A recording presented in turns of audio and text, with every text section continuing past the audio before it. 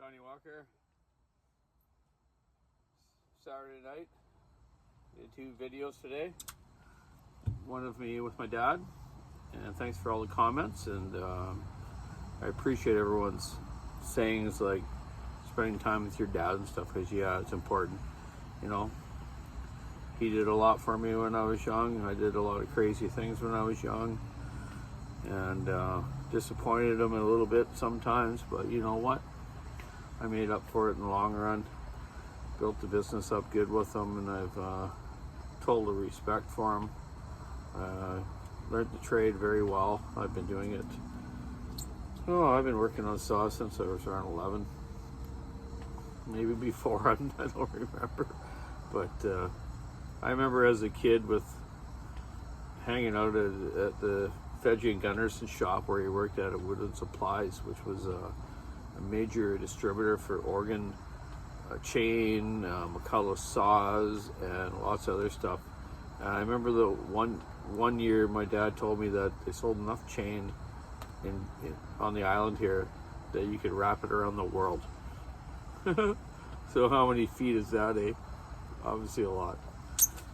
But I remember in that shop, in the back shelves, these big shelves, long ones, like, 20 feet long, full of McCullough 125s, 797s. Yeah, unbelievable. My dad would make these short blocks up.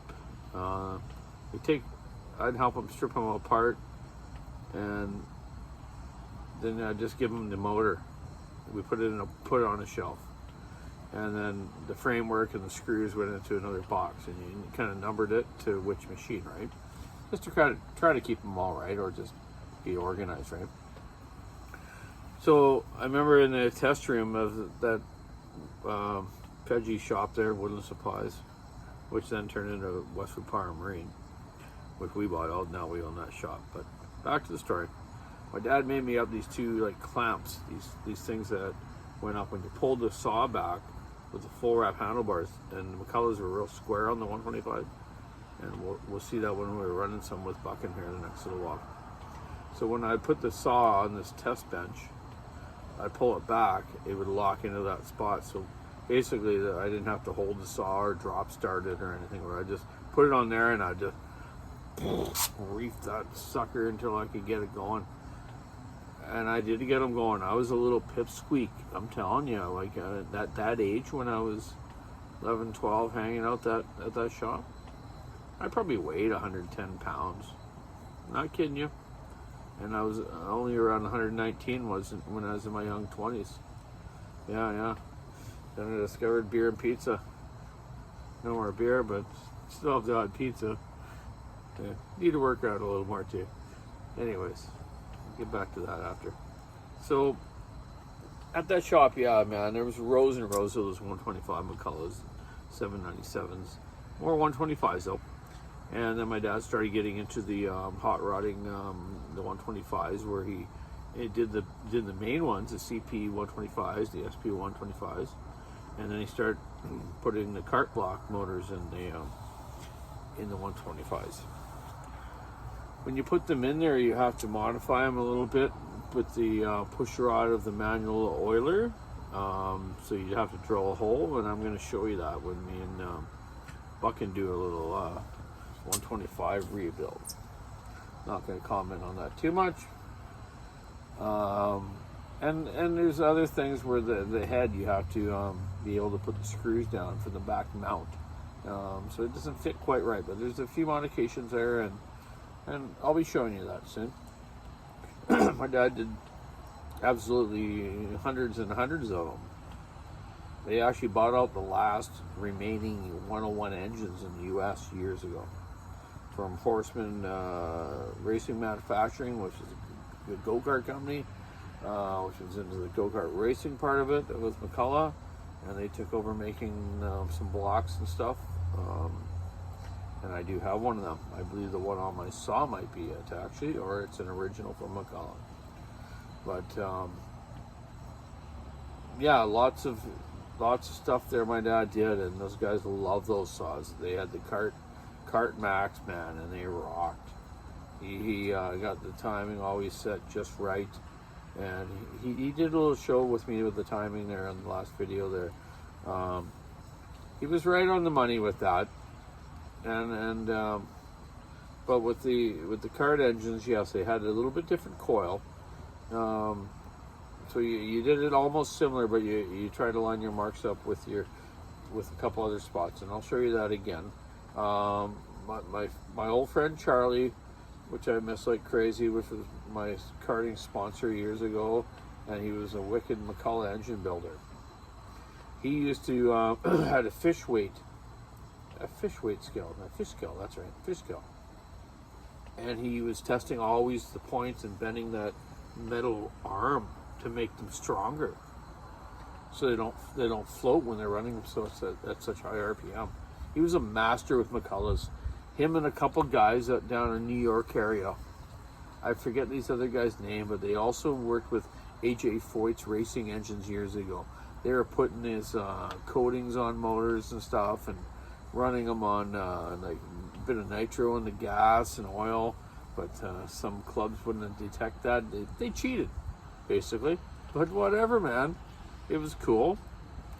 And my dad told me the other day, on the McCullough 101s, when they raced them on the road race tracks, they get them up to a certain RPM. And if you got them up to a certain RPM, you could flick the switch off to the points, and the thing would actually run on the magneto at the higher RPM. I thought, wow, that's weird. But I guess it worked.